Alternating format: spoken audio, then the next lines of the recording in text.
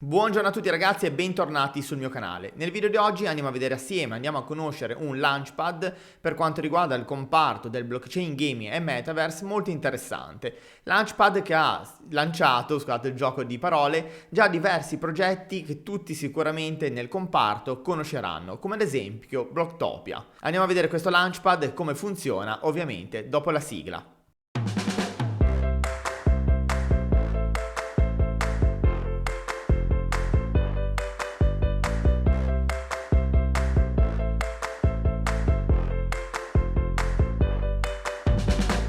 Siamo su CDFI, raggiungibile all'indirizzo che comunque vi lascerò in descrizione, launchpadcdfi.found. CDFI fondamentalmente che cos'è? È un incubatore, è un launchpad di giochi play to earn su blockchain.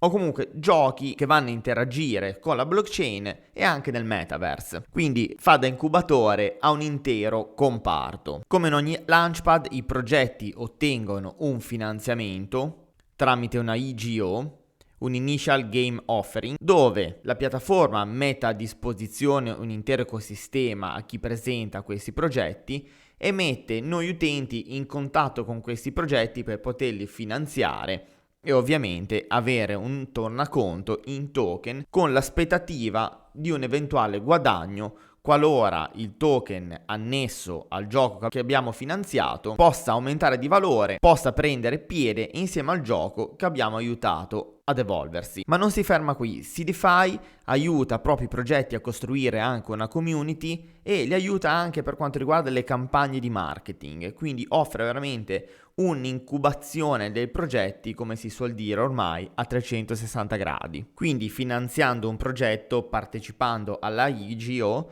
gli utenti hanno la possibilità di ottenere dei token in pre-sale, quindi a un prezzo anche competitivo, prima che quest'ultimi finiscano poi per essere listati su degli exchange, qualora ovviamente il gioco prendesse piede e attirasse una mole di giocatori tali da permettere al token listato sugli exchange di prendere prezzo. Va da sé che chi ha partecipato alla raccolta fondi può trarre un buon profitto. Come ogni launchpad che si rispetti ha un token utility all'interno del loro progetto. In questo caso CDFI Found ha il token S-Found. Attualmente, nel momento in cui sto registrando il video, al rank 265 per capitalizzazione di mercato, oscillazione negativa di quasi il 5% nelle ultime 24 ore e un valore di mercato di 7,91 €. Un totale rifornimento di 100 milioni di token e attualmente per quanto riguarda il rifornimento circolante siamo al 22% della total supply. Ad oggi siamo almeno 23% quasi dal suo ATH, ottenuto il 29 novembre 2021 con un prezzo di quasi 15 €, ma siamo comunque sopra del 4.421% dal prezzo più basso, ovvero 6 mesi fa, di 0,25 centesimi di euro. Il protocollo ha ottenuto 2 audit, come possiamo vedere, di Certic e di Hacken, ed è scambiabile, come possiamo vedere in sovraimpressione direttamente dal sito ufficiale su PancakeSwap perché gira sulla Binance Smart Chain, su KuCoin o su Gate.io. Per partecipare alla raccolta fondi, quindi alle IGO di CDFI, bisogna effettuare anche un KYC. Per effettuare il KYC non si opera direttamente sulla piattaforma di CDFI, ma utilizzano un sistema di terze parti. Esiste una guida per la verifica direttamente su Medium, vi lascerò comunque il link in descrizione. Per partecipare bisogna cliccare su KYC Verification Page e si aprirà questa schermata e da qua possiamo iniziare la nostra verifica e dopodiché ci verrà permesso di partecipare alle raccolte fondi. Per partecipare alle raccolte fondi, oltre al KYC, bisogna detenere il token dell'ecosistema. In base al quantitativo di token che deteniamo nel nostro portafoglio, avremo dei diversi tier assegnati. Non basta, bisogna andarli a mettere in stake. Possiamo vedere sempre da Medium che per il tier 1 abbiamo bisogno di detenere almeno 250 token e parteciperemo alla raccolta fondi secondo il classico metodo della lotteria. Per tutti gli altri tier abbiamo le allocazioni garantite. Ovviamente in base al quantitativo dei token avremo dei pesi diversi nelle pool di appartenenza. Una volta che abbiamo acquistato e che deteniamo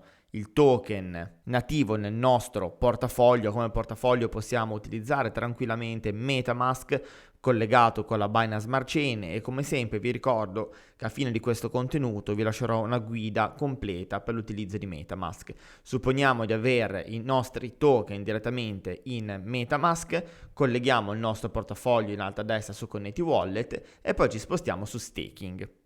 Arrivati in questa schermata abbiamo diverse possibilità di blocco dei token: 7, 14, 30, 60, 90 giorni. Nel mentre che noi andiamo a bloccare i nostri token, come vedete, andiamo anche a guadagnare un APY variabile. Come potete vedere, oltre allo stake possiamo andare a dare liquidità al protocollo, possiamo andare a mettere in farm i nostri token per partecipare alle IGO. Cliccando su Farm atterriamo in questa schermata dove possiamo andare a selezionare le pool su PancakeSwap oppure su BakerySwap. Con i prezzi attuali del token capite bene che per partecipare a queste IGO è abbastanza dispendioso, ci vuole un capitale iniziale importante da mettere in stake e ovviamente un capitale a parte per comprare i token in prelancio. Per poter acquistare i token in prevendita, quindi abbiamo visto che bisogna fare il KYC,